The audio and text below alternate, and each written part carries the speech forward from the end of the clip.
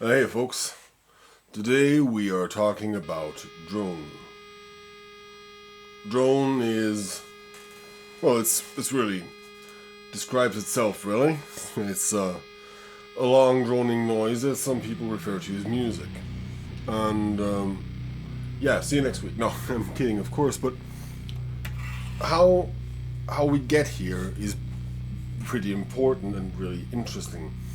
Because as we talked about last time with the classic Doom, most of early rock and heavy sounds were trying to figure out what do we do with all of this noise that amplifiers are now capable of making. So how do we use all of this volume and distortion? And I think nothing has driven that to its extreme as much as Drone Doom has. I have set up a headrush profile consisting of a Mesa head and an Ampeg head.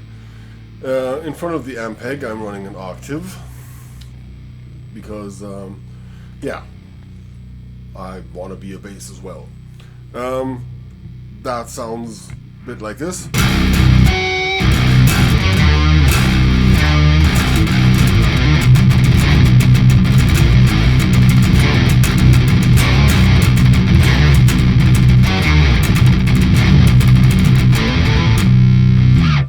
We're using none of that.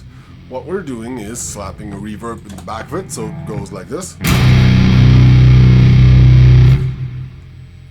Nice medium long tails.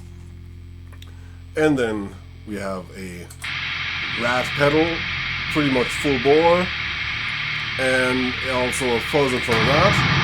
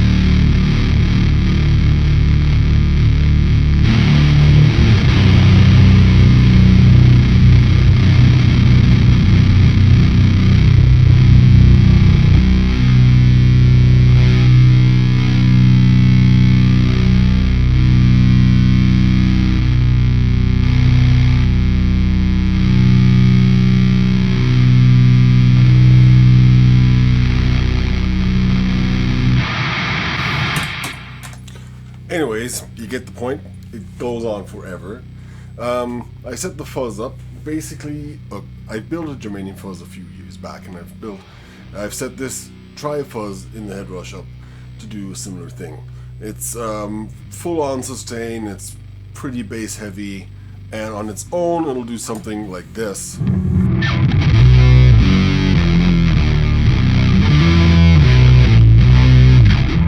Let's just turn off the octave for a sec so we can hear it better.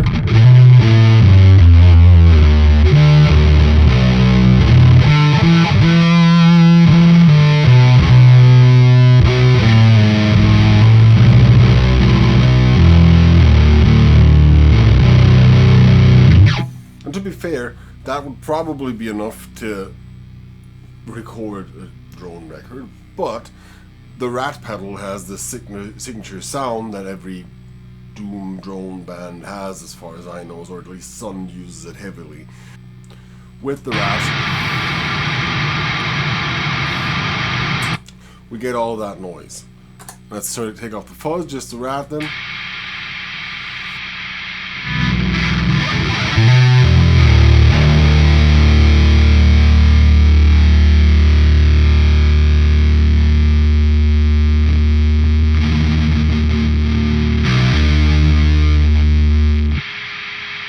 And the rat, as you hear, has this tendency to sort of curve into a sustaining drone note anyways, which lends itself really, really nicely to this style of music, as you can tell. And pair that with that medium-tailed reverb in the back and the octave and the fuzz, you get a humongous sound.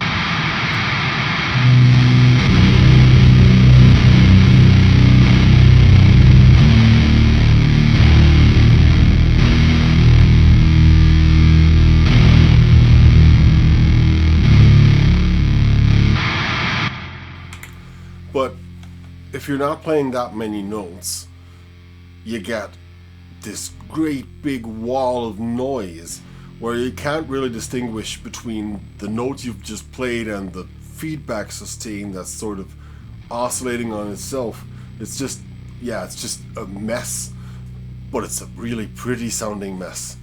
And Earth should probably be mentioned as the founders of this sort of style, and Earth claimed they took old Sabbath riffs and just played them as slowly as humanly possible.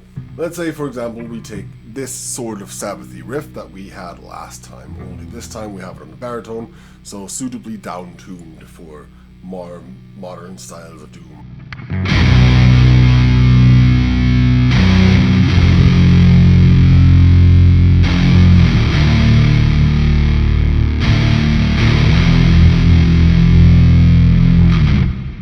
And so on.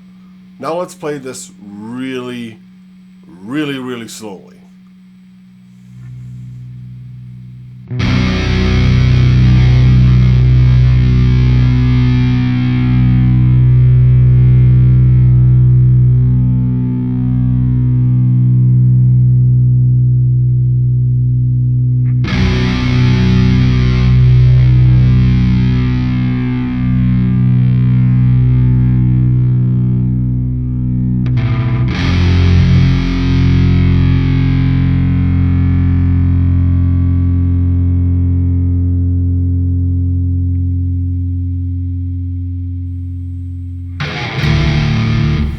And that's where you hear just the amp sounds on themselves won't cut it.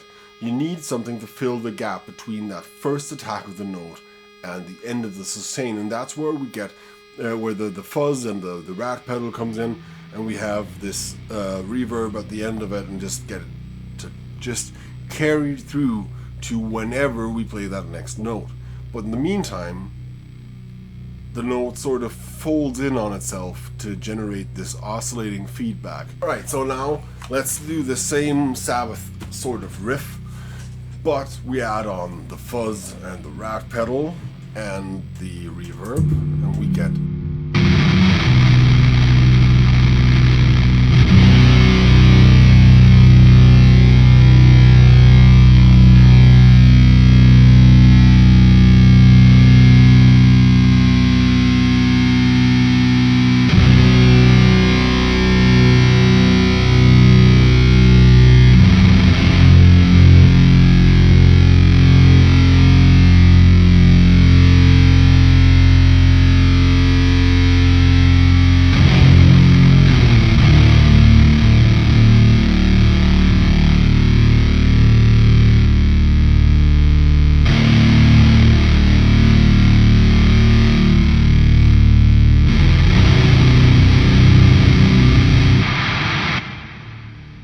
so that filled up that hole between the attack and the next note quite nicely, and that's pretty much it. Now, when you're playing this slow, there is really no need for a drummer. Regular old doom is pretty slow already, and you get sort of this half-time feel drumming going on, this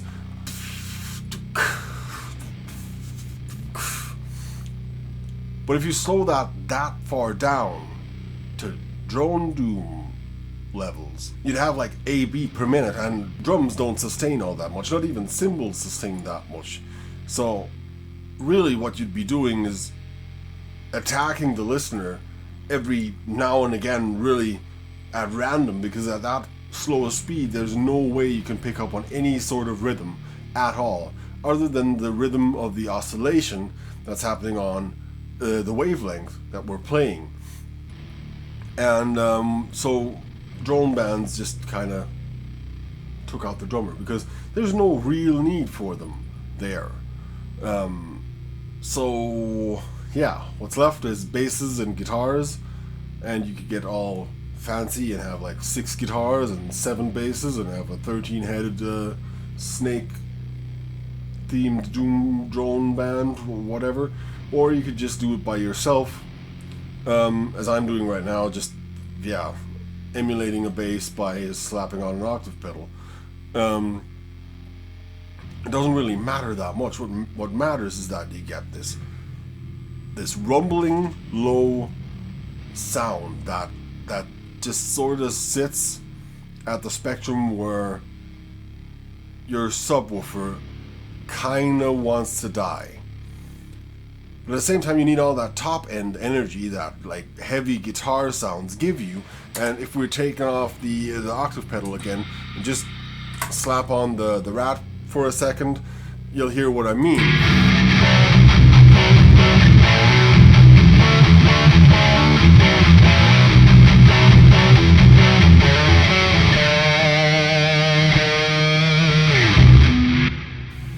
Now, obviously, it's still running through a bass amp, so we're still getting tons more low end than we usually want in a guitar sound. But at the top end of the spectrum, you can now hear all that fizziness and this clear, sort of almost precise attack.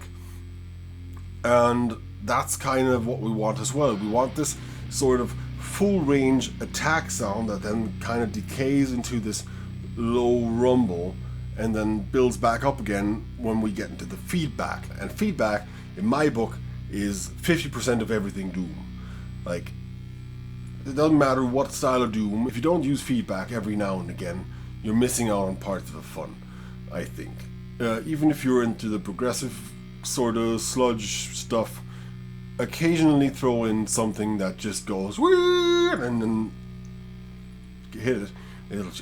Yes, that's. And I think there's nobody that does it better than I God on pretty much every record, actually. You know what I mean. It's this barrage, which is what this music's supposed to do. It's supposed to be heavy as shit. And I think you could make an argument that heavy is in parts due to low and slow, so tuning low and playing slow. As we've heard, I mean, you could take a hair metal riff and play it low and slow and get it to sound heavy. What's lower and slower than drone? Well, lower is, you can always tune lower, no problem, you can do that. But slower, I don't think there's anything that's slower. So does that mean that drone doom is the heaviest genre of all?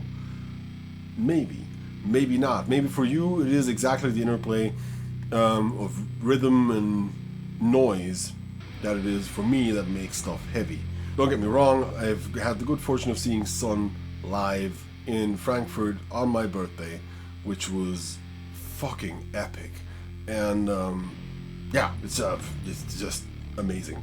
And it's certainly an experience. It's a 4-dimensional experience of music, and it's sort of it takes you from this 2-dimensional realm of, all right, here's a song, it has a verse and a chorus, and the chorus is catchy and stuff, to this feeling of, shit, what is this in my stomach? And it's just the speakers. And I think drone does this no matter what volume you play it at. I mean, certainly don't play it over your phone, it'll sound like crap, but still. Anyways, so if you get the sound right, I think you're 90% of the way there. Just resist the urge to play. It's just so much easier to just riff on and or throw a solo on top of this and do a little tapping lick here, and then maybe have a drummer that goes somewhere in a part that there's not that much happening with the guitars and the bass, and you get, traditional songwriting is relatively easy, and traditional metal songwriting is relatively easy as well, but this is entirely different. It's just, it defies everything you know about songs, really. So when we hit a note, how long do we let it sit? Well, that's up to you. You could, of course, play to a metronome and just have that set to, I don't know, 4 beats per minute. And whenever you hear a click, that's when you hit. But yeah, I don't think your timing will be that great, to be honest. And I think it's more fun to sit on top of the oscillation. Let's just hit one note and see where it goes into feedback to kind of highlight that first thing that we said about the top end energy of the guitar sound coming through, where it just sort of goes down to the low end rumble and then comes back up as feedback. But also have a listen to that low end rumble as it oscillates, sort of like a sine wave, and see if you can pick up on that. And that's basically the rhythm of drone, is sitting on that oscillating wave. And when you sit there, at some point it'll just feel right to play the next note.